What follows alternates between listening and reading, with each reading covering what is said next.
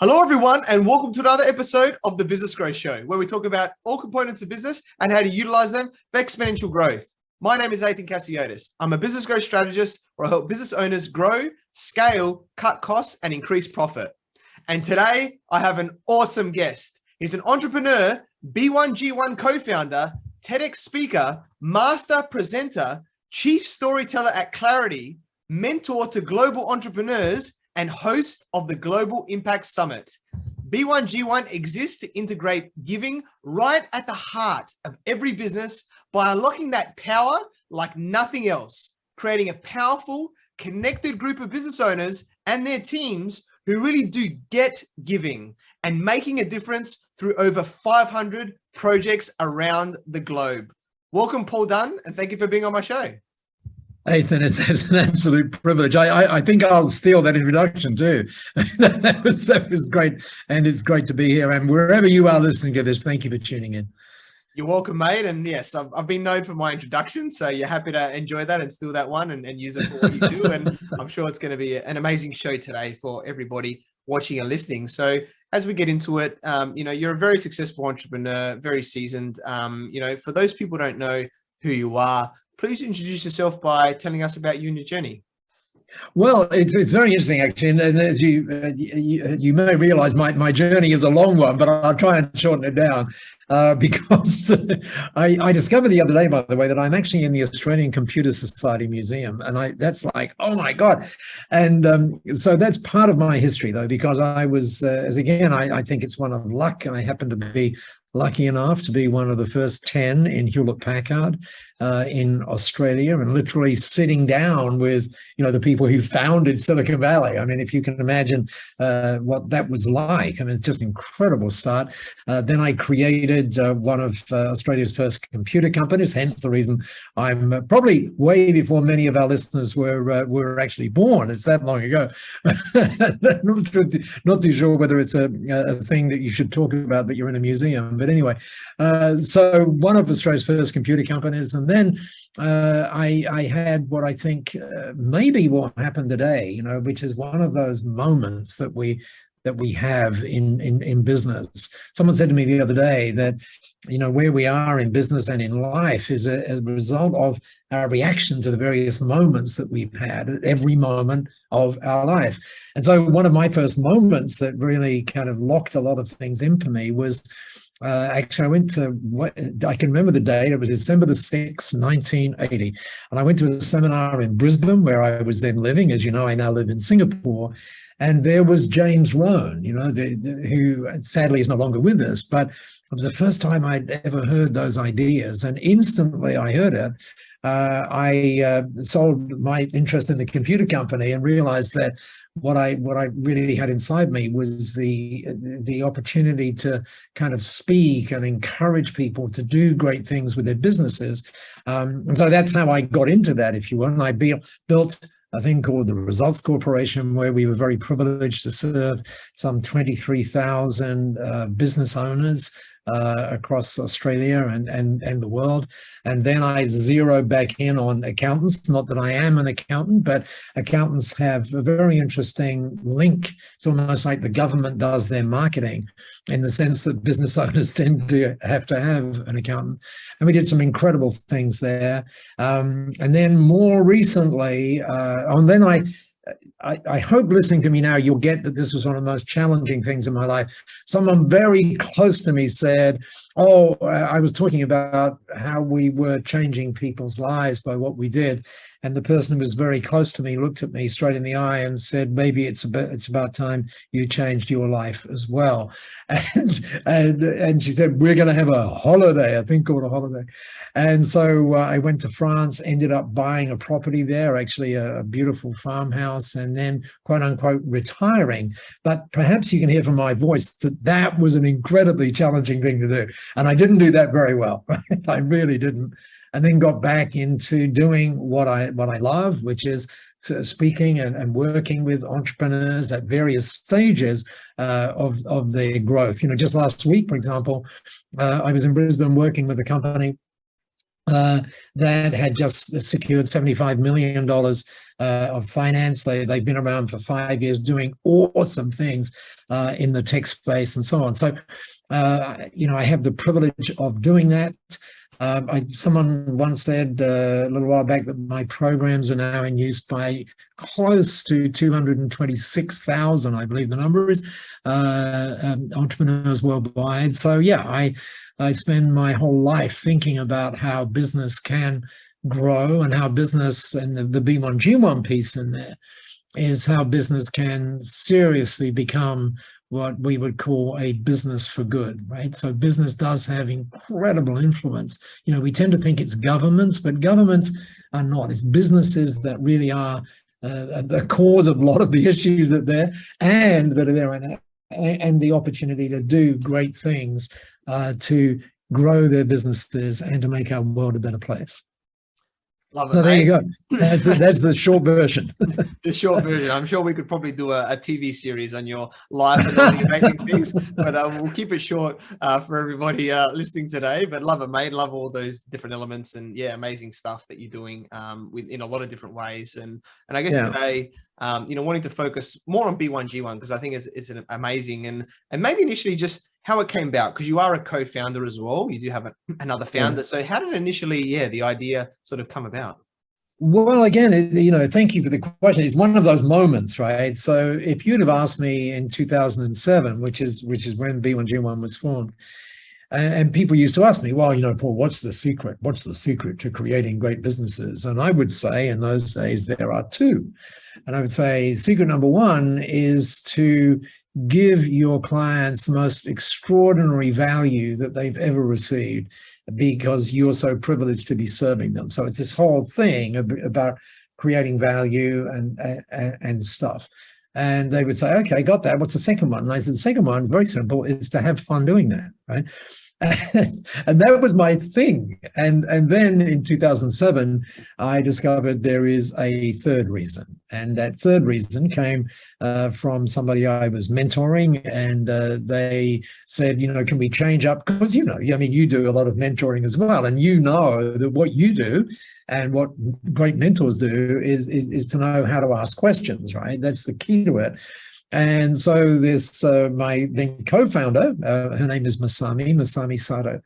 She was in this session with me, and she said, can we change it up today? And I said, well, in this lovely Japanese accent, she didn't say it quite like that. And I said, sure, we can. And she said, well, can I ask you a question? And sure. She said, well, it's really a what if question. She said, what if every time business was done, something great happened in our world? Now just pause and think about that for a moment. Let me give it to you again. What if every time business was done, something great happened in our world? And at that time in 2007, people would have described me, I think, as an Aussie bloke, if that translates. And so I gave the Aussie bloke reaction to that, which was, wow, yeah, that'd be great. That sort of thing. And she was smart enough to know that I didn't really get it. And she said, well, that's lovely, but I don't think you really get it. So I said, well, help me understand it. And she said, well, I've been working with this in my head, and it was very obvious she had for quite a while. And she said, I've called it buy one, give one at this point. And I said, well, how would that work? And she literally said, if I'm allowed to drop a known national name on the show, she said, well, imagine you go to Harvey Norman. There you go. That's the big name drop for the morning. Imagine you go to Harvey Norman on account of how you want to buy a plasma TV. And I said, well, Masami, what did you say this was called? She said, buy one, give one. And I said, Masami, that's not a very good business model, because if I go to Harvey Norman to buy a plasma TV, they're not going to give me another one. And she said, no. She said, you misunderstand. So I said, well, help me get it. She said, well, imagine if you go to Harvey Norman to buy that plasma TV, then you're doing that because you want better vision, brighter vision, wider vision, whatever. And so imagine when you did that, if when that happened, someone who could not see got the gift of sight. And I went, oh, Oh, and as now, I was surrounded by books at the time, and she pointed up at the books and said, "Oh, imagine, every time an author sells a book, a tree gets planted." And I had a cup of coffee in my hand, and she said, "Oh, imagine, when you grab a cup of coffee, somebody gets access to pure water, which is game changing for them." And I said, "Masami, whoa, whoa." And I said, "Can I be your mentor for the rest of your life?" And fortunately, she after 24 hours, she said yes. And at that time, none of us, or neither of us, knew how to do that. I mean, it sounds like, wow, that's pretty incredible. But it took us 3 years to figure out how to do that. So when she said, yes, I can become the mentor, what she really meant was, can you fund it for 3 years, which is actually what happened. And now, some 12 years later, after all that, I mean, we're here now with, just as of today, actually, crossing 288 million. Just think about that for a minute. That's bigger than $250 million, 288 million impacts on our world as a result of that simple idea.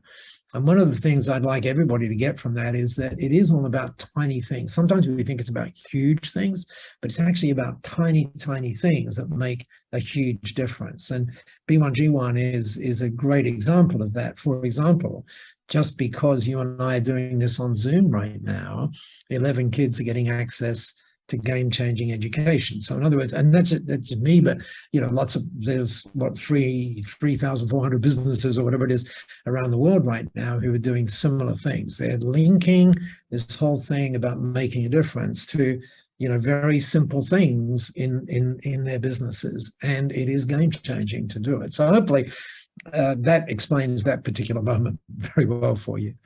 Yeah, that was awesome, Paul. Thank you for sharing that. And it's always awesome to hear the story. And I love the word imagine. And then that eventually when you got that, and now all the amazing things you were doing. And I think one thing that's interesting about charities that I know about is that many of them don't always give all of the donations, right? As well as the charities, and somehow are run. So do you want to maybe share how much B1G1 is giving to the causes as well?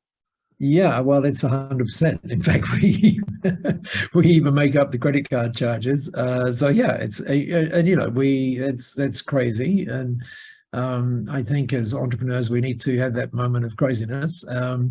It's because I want to be able to look people in the eye and be able to say, yeah, 100%. And that's what happens. But it's in a sense, it's more than that. I mean, I think let me put it to you this way. I was reading, you would know, and the people listening to us would know of Net Promoter Score, right? We all know of Net Promoter Score.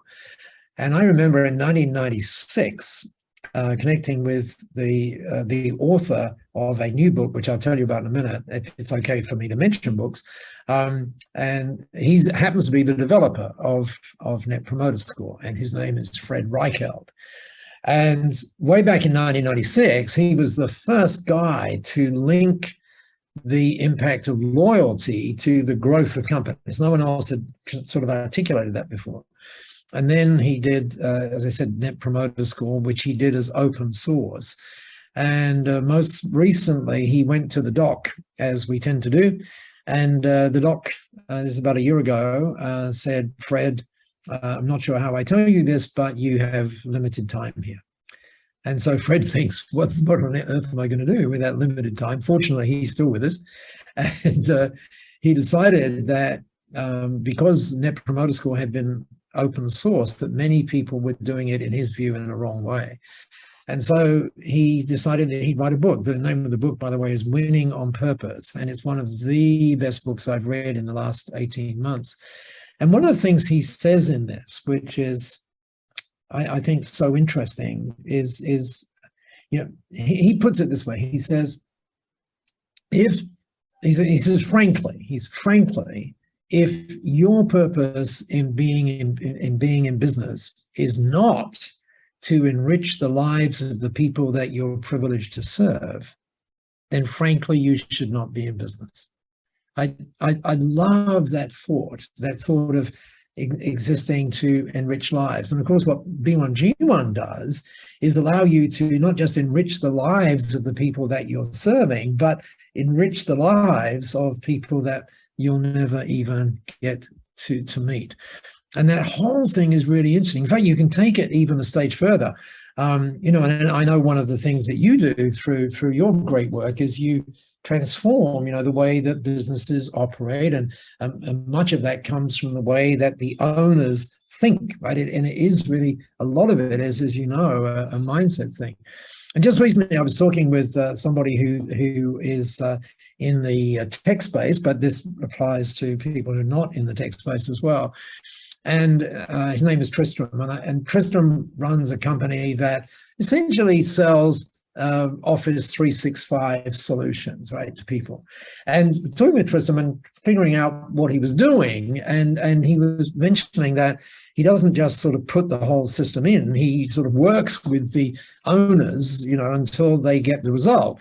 And that's a really interesting thing, because I think that we are only ever rewarded to the extent that we deliver the outcomes to the owner. It's not about the inputs, it's always about the outcomes. Anyway, let me get to the point. If you before this particular conversation had said to Tristram, how would you describe your business?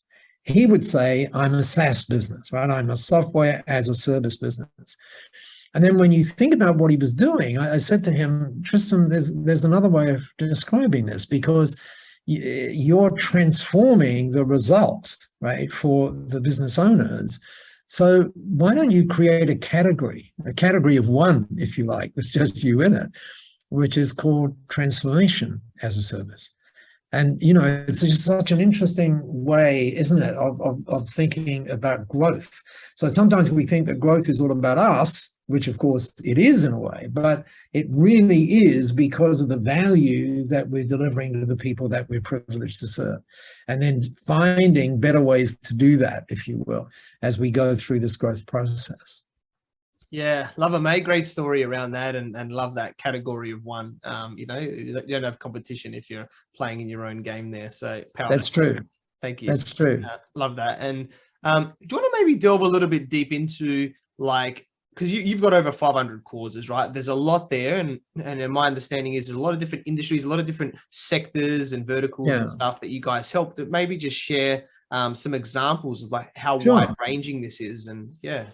Oh, sure. Yeah, it certainly is that. It absolutely is. And by the way, for those of you listening that really understand what the Sustainable Development Goals are, or the SDGs, or the global goals, everything in B1G1 is tied to those 17 things with their 169 targets underneath it. And those are things that we literally have to meet, things like no poverty and all of those sorts of things.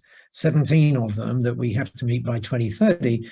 Otherwise, we're history. And so everything is tied to that. But in terms of how that gets together with, as you say, the projects, one of the things that's really interesting is there's when you think about charity, which, by the way, is probably, and because you and I have spoken about this before, that charity isn't necessarily a warm word, right? In fact, we know that 70% of Australians actually do not feel good about that word. And the reason is, we've all read the stories about someone walked off with the money and, all of that kind of stuff, right? So we either know someone or whatever. So in B1G1, it's really, really important that, what happens, that on the tin actually happens. And we spend a lot of stuff making sure that is the case.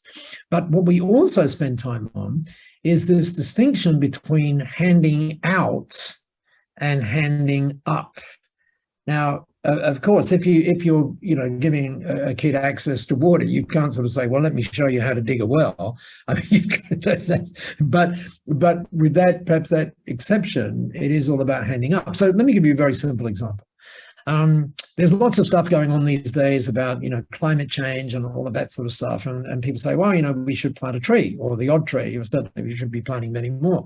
However, there's a problem with the trees that we don't often talk about, and that is that it takes, depending on the tree, it takes a few years for the tree to do its job of sucking in, all of that carbon stuff. So in B1G1, we look for very different ways of doing that. So, for example, there's a project in Kenya where you can plant a tree. By the way, it costs 47 cents to do that, which is really, because as you know, then you in B1G1, you can start doing this from just 1 cent. Now, that particular tree that gets planted is a really unique tree, because what the guys running that project have done is they put a normal mango tree, actually, and they grafted a very fast growth Kenyan tree onto it, so that instead of a mango tree, think of all the mango trees in Australia, they take 8 years to grow, right? So, but this one takes 2 years to grow. Not only does it take 2 years to grow, but the fruit, instead of being like way up there, you've got to get a ladder, to get the mangoes, it's actually very low, so kids can actually pick it and all this kind of stuff. And each tree produces 800 beautiful tasting mangoes. Now, and it does all the good stuff that trees do. But what they do, here's what they do. This is what's called a circular project. They actually sell those saplings for $1.50 to the farmers in this particular region of Kenya. It's around Lake Victoria. And why would they, and they get them to buy 10. Why? Because this particular project was set up because someone got a phone call one day which said, you have, quote unquote, inherited 9,000 orphans. Just figure what you would do if you got that phone call. And so the lady running it knew that creating orphanages was probably not a good idea. And so she asked this question, how can I do it in a different way? And she realized that if she could put the kids with their extended family and make those kids an asset as opposed to a liability, might be interesting. So what happens is the people buy these 10 mango trees, and after 2 years, guess what? Aside from the fact that they get nice mangoes to eat, they can actually sell them at the markets and all of that kind of stuff. And when they do that, every year they get enough funds to send 2 kids to school. Right, so it's a really beautiful thing. So we're doing things for the environment, but at the same time, actually using the products of those trees to actually deliver education for kids. And it's a good example of the work that goes in to make great things happen in B1G1. Yeah, awesome, Paul. Thanks for sharing that. And just amazing quotes. There's so many of them, but that was just an amazing, circular example, like you mentioned, about how it can have multiple impacts, not just one. Exactly, and how you can do it. So love that, mate. Really powerful. And like you talked a little bit about before, and I think automation and tracking is obviously very important in business, right? Of what we do in business, and how do we, not have as many touch points, and not need as many people of our team and things like that. So you mentioned a little bit before about you have on a Zoom meeting or something, you can automate some stuff. So do you want to maybe talk about automation things, how to make it easy for businesses to make it happen? Yeah, that's really cool, right? Because I mentioned this whole thing around Zoom and what I choose to do with it. I mean, you can choose to do whatever you want, but in my thing, it's 11 days of access to education. Could be whatever you want. And there is a wonderful tool which some of you may know. It's called Zapier. And so but there's also other tools as well. So what happens now is B1G1 links with 3,500, which is growing every day, 3,500 apps. So, for example, let's say you're running, an accounting system like Xero or whatever it happens to be, then you can link B1G1 directly with that. So you can actually track the invoices and say, we're giving 1% or whatever, and it all gets calculated out automatically. You don't do the calcs, and you don't even have to have remote teams figuring it all out. It's all done. And you get this lovely baseline of giving that makes it so easy. And 3,500 apps is a lot of apps. As well as that, we can actually give you access for those who want the sort of the technical stuff to the APIs to make it even easier. So and that's, I think, an interesting thing for us as entrepreneurs to look at. I heard this phrase the other day, which I think from actually one of our members, a guy called Brody Lee. Brody wrote to me and he said he'd figured out this very simple phrase. It's just got 4 words in it, but it's simple. He said this: simple scales, complex fails. I love that thought. So as we're scaling our businesses, one of the things we always need to be asking is, how can we, disrupt things by making that simpler, by making that interaction simpler, and so on and so forth. And there's all sorts of other ways that I think we can do things to enable that to happen, not because we necessarily want to automate things, not necessarily, but I think what we're actually doing is humanating them, if that's the word. That is, we're taking sort of complex things and automating those so that human to human we can spend more time. In fact, interestingly, one of the companies that way back when I sold one of the computer companies to, some of you would know, it's regarded as somewhat of an ancient, they'll kill me for saying that. Anyway, the company is called Sage. And just recently, they did a rebranding in the United Kingdom, and they were called a B2B company, right? And so many of us say, oh, you B2C or you B2B.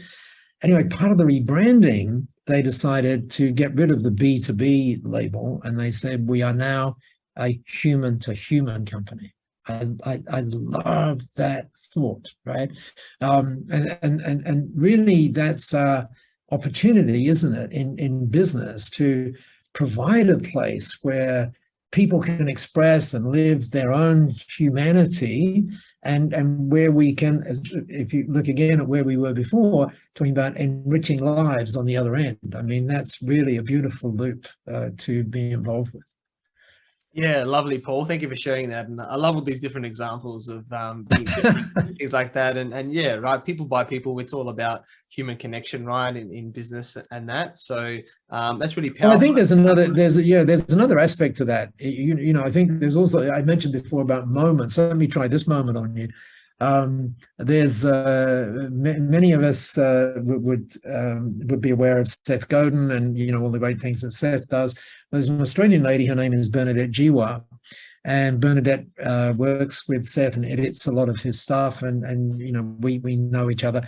And on the 6th of June last year, she sent me an email, and the subject line, and as you listen to this, you would know that what's the key to an email? The answer is the subject line, right? But that's not where we spend all our time. We spend all our time on the content rather than the subject line. There's a sort of a hidden message there. But anyway, so the subject line on this particular email said, the storyteller is the most powerful person in the world.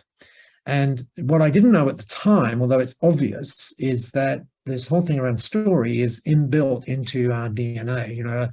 Ancestors used to gather around fires and they would share everything through stories. So anyway, I read this email, and it really has changed up the way that I think about a lot of things. And in the middle of the email, it gives the whole of the quote. So let me give you the whole of the quote. So it begins, the storyteller is the most powerful person in the world. You can forget that bit about power, but here's the key.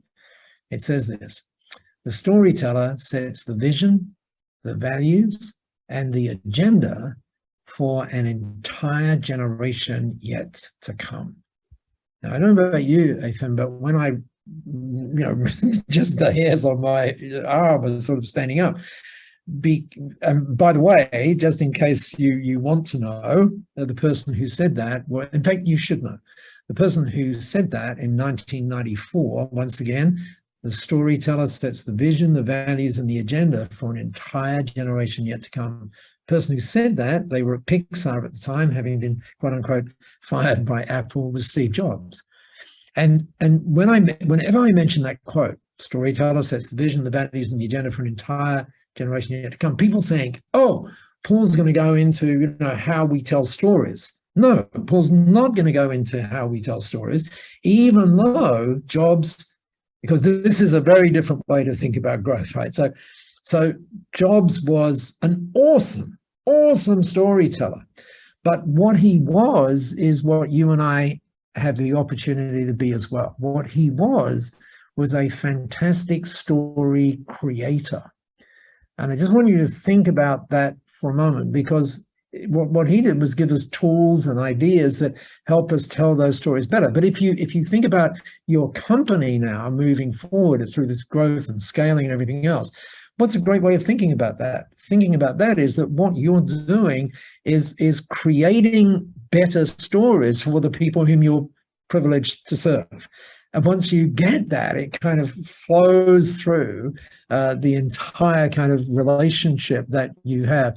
And the final point on that, which actually links back to B1G1, is I forget who said it. I think it was Simon, as in Simon Sinek. Oh, I've got an interesting story about Simon, by the way. But anyway, Simon says, but this, just quickly, the story is that in 2009, as you know, Simon does, and Simon's a friend. So Simon does his wonderful TED talk, right? You know, about Start With Why. And I contact him after that, and you know, we started to have conversations. And then in 2010, and I'm talking about how he prices his services. Oh, it was a really incredible conversation. And in 2010, I get this thing, you know, do your first your TED talk. I've done 4 of them. So, but to do the first one is like, oh my God, how do you do it? You know, how do you do it inside 18 minutes and all this? So I figure, well, the best one I've ever seen is Simon. So I call him up and I say, or sort of write an email, and I say, hey, Simon, I'd love to get together because I'm doing a TED talk and everything else. So could you please pick a time that works for you? So he says, oh, midday would work. And I go, oh, that's fine. Forgetting that he's in New York and I'm in Singapore, right? So his midday is 1 o'clock in the morning for me. Anyway, we get on the call, and I say, Simon, he says, he's very short on informal stuff. He wants to get to it quickly. So he says, after, you know, how you going and all that kind of stuff, he says, so, okay, so what's the issue? And I said, well, Simon, I'm about to do my first TEDx talk, and I figured, you know, I might need some help. And so here's the question for you. How do you deliver a great TEDx talk? And he said, this is exactly how he said it. He says, you already know. And I said, well, Simon, with great respect, if I already knew, I wouldn't be calling you at 1 o'clock in the morning my time to figure out how to do it. And he said, no, I said, okay, do you have an iPad or something that you can take notes on? I said, sure, I've got it right next to me. He said, fine, pick up the pencil. And Simon, this absolutely happened this way. People think I'm inventing it. Athin, this is exactly how it happened. He said, you got the pencil? I said, right. He said, okay, ask me the question again. So I say, Simon, how do you create a great TED talk? And he says, be yourself. Bye. That was it. That was the conversation, seriously. And I think there's some real magic in that for all sorts of reasons. But anyway, Simon, getting back to Simon. Simon, he and I talk a lot about purpose and all of that kind of stuff, as it relates to the why and so on.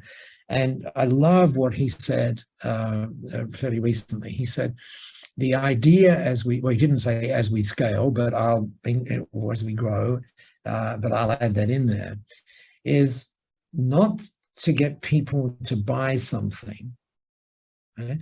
But to get people to buy into something. And that's such a subtle thing. And when we think about business growth, I like to think about it as, particularly now, when you look at all of the stuff that's going on in our world, and people are just wanting to belong. You can think of that in terms of connect, but I like to think of it in terms of belong. So as we grow our businesses, remember again, the idea is not to get people to buy something, it's to get people to buy into something. And when you think about that, and you think about B1G1 and all the great things that we were talking about there, then you get that once you add that, and you add it for the right intent. And the right intent is because it's adding meaning and purpose to you, right? And you can even forget about the fact that it has anything to do with growing your business, in spite of the fact that it does, right? So it's you focusing on that meaning and purpose, providing a great place for your team members to be. And by the way, Deloitte's have done some interesting numbers on what happens when you do this, right? Really, really interesting numbers. But when you do it, then you're giving people a place to connect, a place to belong. And so those of us who have subscription businesses and so on, what actually happens is when you do that, you reduce the churn and all of that sort of thing and grow the business in a much better way. Yeah. Awesome, Paul. That was a very powerful segment, and loved the deeper elements there with the purpose and Simon's story and all of that.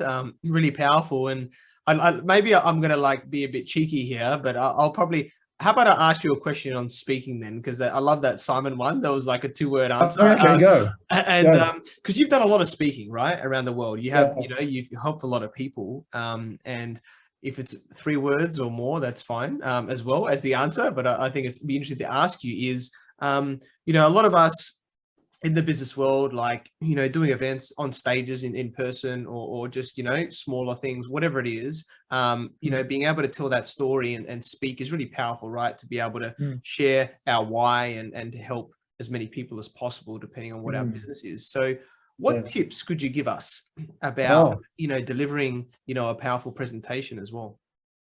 Well, you said maybe 3 words or less more. I can actually do it as long as you want. I can do it in 2, right? And I'll get to those 2 in a minute. But let me just give you some background to this, right? So when we have the privilege, and it is a privilege, of being on stage, and why is it a privilege? Because we have the potential at that particular point to move that audience to a brand new understanding, right? I mean, that's an incredible privilege to have that, right? And sometimes when we go on stage, we get nervous because we think, oh my God, everybody's watching us, and we think that the idea is to be the hero. No, the idea is to make your audience the hero, right? That's the idea. Now, what I used to do in order to do that, I used to, get introduced, and I'd be at the back of the room, always on the left-hand side. Why? Because imagine you're facing a stage right now, right? So always on the left-hand stage. Why? Because you always want to enter that stage from the left to the right. You really always want to do that. Don't do it the other way. But by the way, that's because we read from left to right, and that has to do with various anchoring points. But anyway, so here you are at the left. And the MC is introducing you, and you're at the back of the room, right? And on the left-hand side. And always what I would do is I would get a shiny object. It could be the back of a spoon. It could be a window. It could be, something reflecting. So it's like a mirror. And here's what I used to do. I used to say 2 words. Here are the 2 words. I used to say them over and over, right? Just under my breath kind of thing. A little more than over my breath. If you were close to me, you would hear them. So the words go like this. This is what they used to be. For them, for them, for them, for them, for them. That's what the words used to be, okay? And so that would get it all off me, if that makes sense, and, it's focusing on them. And then I realized there was a problem, which probably if you're really into this and listening to it very carefully, you can already see the problem. And the problem is that when I get on stage and I'm talking about for them, then there's a disconnect because it's me and them. Does that make sense? It's like we're not really connected. And I realized that about 3.5 years ago. And so the for them, which I've been doing forever, right? The for them became, now what I do is for us, for us, for us, for us. And that just, it to me, I mean, it may not be right for you listening to this now, but what I can tell you is, for me, it's right because it centers it, and it's not about me. Right? It's just not about me. It's about you, and that's always the way. And then, that's, I mean, how do you grow businesses? By exactly that same thing, right? By thinking it's not about you. It's not. It's our goal, of course, is through the products and services that you sell, for you to not to be the hero, but for you, even though they might go, oh, yeah, it's a great product and all of that kind of stuff, great service.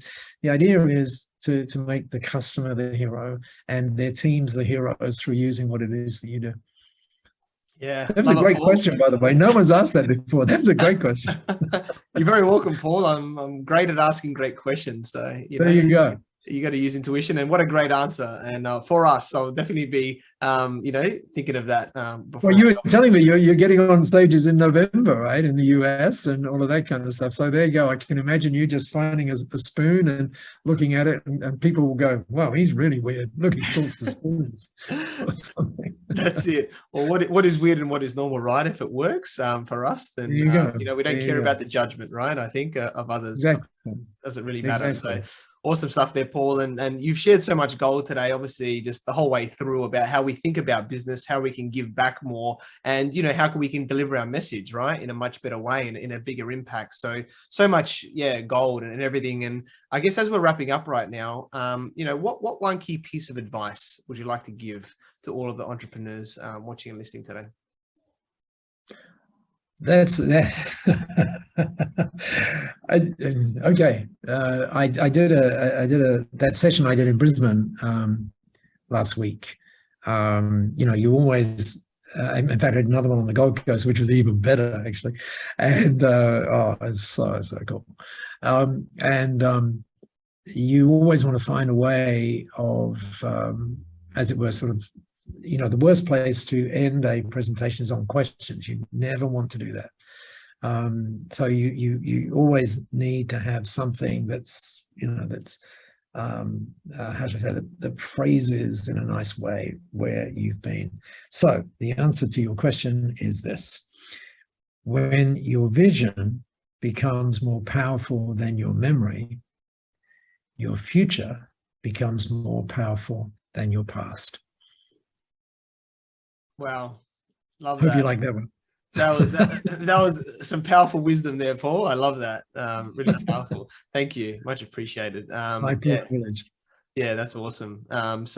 We connected through our networks where I learned about your awesome journey from growing up to the UK to, being handhunted to Australia in your 20s and now residing in Singapore, where you're helping businesses make a much bigger impact in the world through B1G1 and all the other things that you offer and help people with. I'm very grateful that we connected, and I'm very grateful that you're here, and I'm very grateful that you're part of B1G1 as well.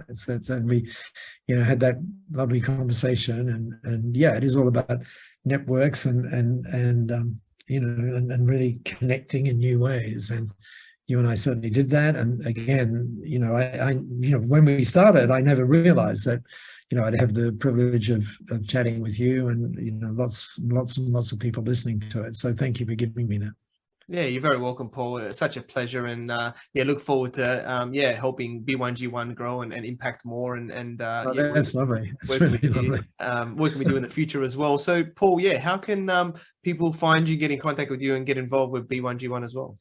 Well, the quickest way, obviously, is to just go to the site b1g1.com. That's the letter B followed by the number 1, followed by a G, followed by the number 1. The reason I mention that is some people refer to it as Biggie. No, it's a 1. So it's B1G1 and it's a .com. Okay, so go have a look-see there. There's all sorts of interesting stories and examples. Then you can even go up there, and there's a little thing called Take the Tour, and you can actually sort of go inside B1G1 and have a look, see it, how it all works. So it's thank you for letting me do that, by the way. And for those of you listening, well done on actually going there too.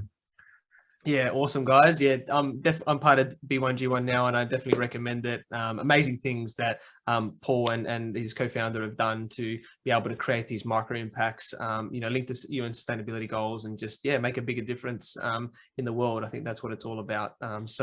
Amazing stuff. Thank you, Paul, and thank you to everyone for watching and listening to this show, where we talk about everything on business growth. And please like, subscribe, and leave us a 5-star review. You can find me on Facebook, LinkedIn, Instagram, and YouTube as Athin Cassiotis, or visit my website, athincassiotis.com. And if you want to grow, scale, cut costs, and increase profit in your business, you can reach out to me on any platform to see if we're a good fit. And I completely agree with you. Or do I? The only way we'll know you is if you tune in next time. So until next time, remember that our business grows when we learn skills and take action using them in spite of fear. So remember to design your growth and results.